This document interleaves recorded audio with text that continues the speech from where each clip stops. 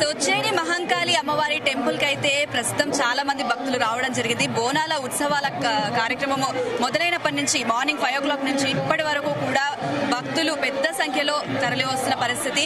వచ్చిన భక్తులకు కూడా ఎలాంటి అసౌకర్యాలు కలగకుండా పోలీస్ భద్రతా సిబ్బంది ఎక్కడికక్కడ కట్టుదిట్ట ఏర్పాట్లు అనేవి చేయడం జరిగింది.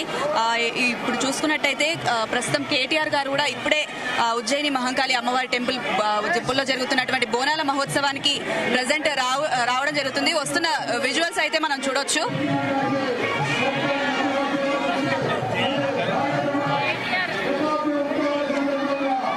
బోనాల మహోత్సవాల సందర్భంగా కేటీఆర్ గారు కూడా ఉజ్జయిని మహంకాళి అమ్మవారి సికింద్రాబాద్ లో ఉన్నటువంటి ఉజ్జయిని మహంకాళి అమ్మవారి గుడికి రావడం జరిగింది. ఇక్కడ ఏర్పాట్లు కూడా తలసాని గారు పర్యవేక్షిస్తున్నారు. అమ్మవారి బోనాలను మరి రాష్ట్ర పండుగగా గుర్తించాలన్న డిమాండ్ను ఎవరు పట్టించుకోలేదు.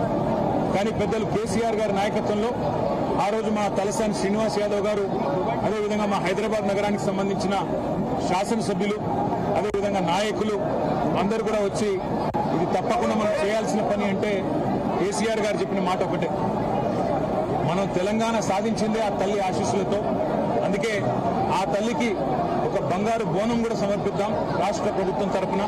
దాంతోపాటు అత్యద్భుతంగా అధికారిక లాంఛనాలతో అధికారికంగానే మొత్తంగా మరి రాష్ట్ర పండుగగా ఈ కార్యక్రమాన్ని చేస్తామని చెప్పాము, చేసి చూపెట్టాము. ఇవాళ చాలా మంది చాలా చెప్తుండొచ్చు, కానీ కేసీఆర్ గారు భారతదేశంలో మొట్టమొదటి ముఖ్యమంత్రి. యాదాద్రి లక్ష్మీనరసింహస్వామి దేవాలయాన్ని 1800 కోట్ల రూపాయలతో రాష్ట్ర బడ్జెట్ నుండి డబ్బులు కేటాయించి అత్యద్భుతంగా నిర్మించిన నాయకుడు కేసీఆర్ గారు.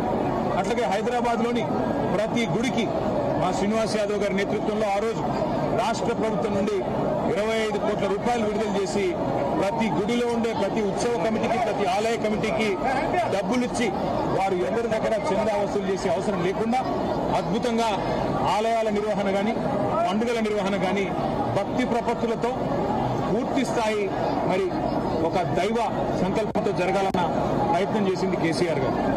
ఈరోజు మేము ఆ తల్లిని అందరం కూడా సమిష్టిగా మొక్కుకున్నది ఒకటే, రాష్ట్రంలో వర్షాలు బాగుపడాలి, రాష్ట్రం కలకల్లాడుతూ ఉండాలి, రైతు ముఖ్యంగా సంతోషంగా ఉండాలి, రాష్ట్రం పచ్చగా ఉండాలి, శాంతి భద్రతలు సరిగ్గా ఉండాలి. ఆ తల్లి ఆశీస్సులు తన పిల్లలందరికీ కూడా ఉండాలని మనస్ఫూర్తిగా కోరుకుంటూ మీ అందరికీ కూడా ధన్యవాదాలు. మీ అందరికీ కూడా తల్లి ఆశీస్సులు ఉండాలని కోరుకుంటున్నాను.